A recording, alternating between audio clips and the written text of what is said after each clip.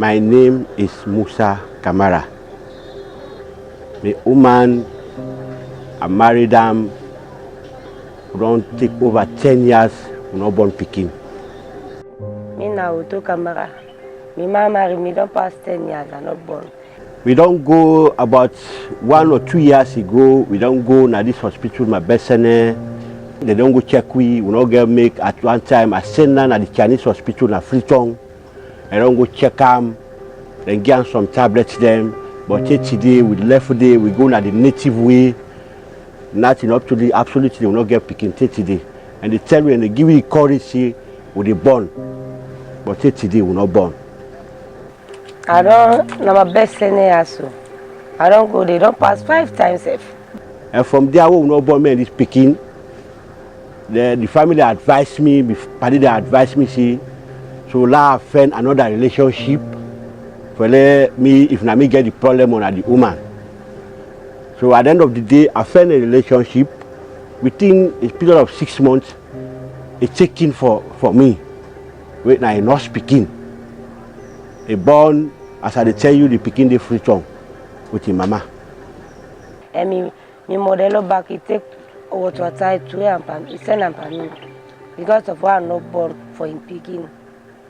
So now I started don't trade in the house and they told me people there now.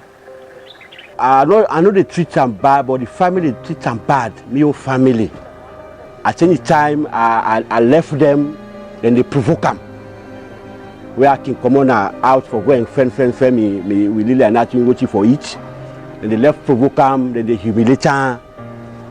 But the worst when my mama send hot water for them.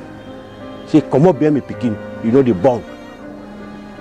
But in the man he left me, now people no more not left me. Don't left me, don't go marry the other woman back, and don't born one picking. I try for courage and he left me go to him people there. Pass me party them. And I friend, they go talk to the people and say, well, if me want be woman, let no care and go again a family house. So go rent. And they will do presently. But still you know able beer about 2 weeks ago. He escaped, he go join because of the tell and say if he go join then that he dey born. That's the FGM. You go join.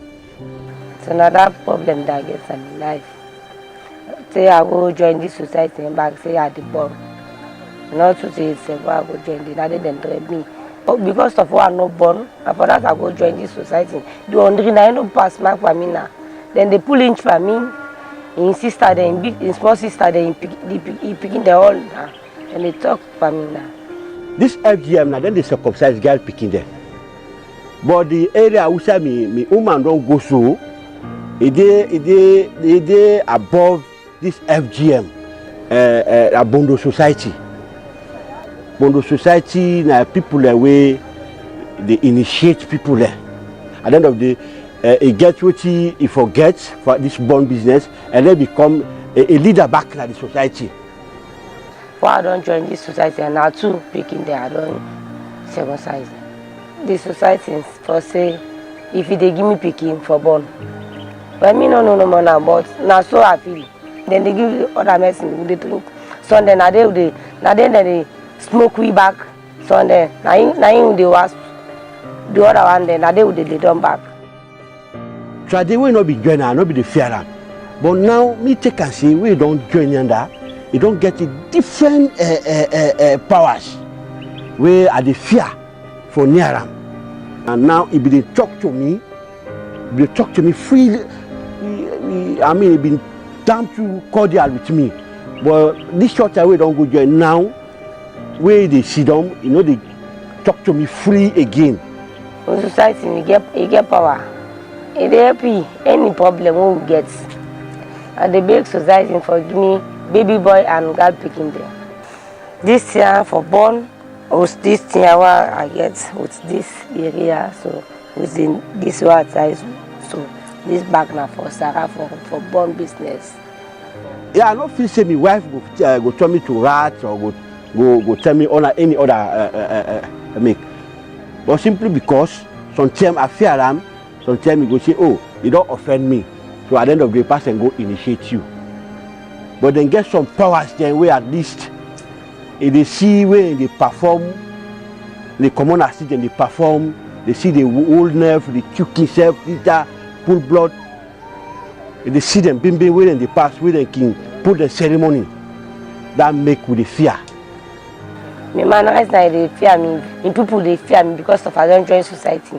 Now what outside this year, so nobody know they talk with me like traditional, they talk to me free. They put somebody they cost me now, but right now they know they cost me. They don't get mine. Any person will cost me right now, he get problem because of I don't join society. Because of picking business, I ain't go with me this society also. If you make treat me, I get picking. I dey hand over everything.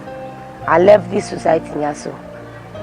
Me woman don't go join the society for circumcise the baby girl. And this society we join is called the FGM. And it's a very bad cause here in Sierra Leone. I am a member of the Bondo Society as I sit here. But my children, my girl children, I explain to them the circumstances, what can happen and what cannot happen. It is still their choice. They made the decision that they don't want to be initiated, but I can guarantee all of you listening to me that FGM is a major cause for infection and can lead to infertility.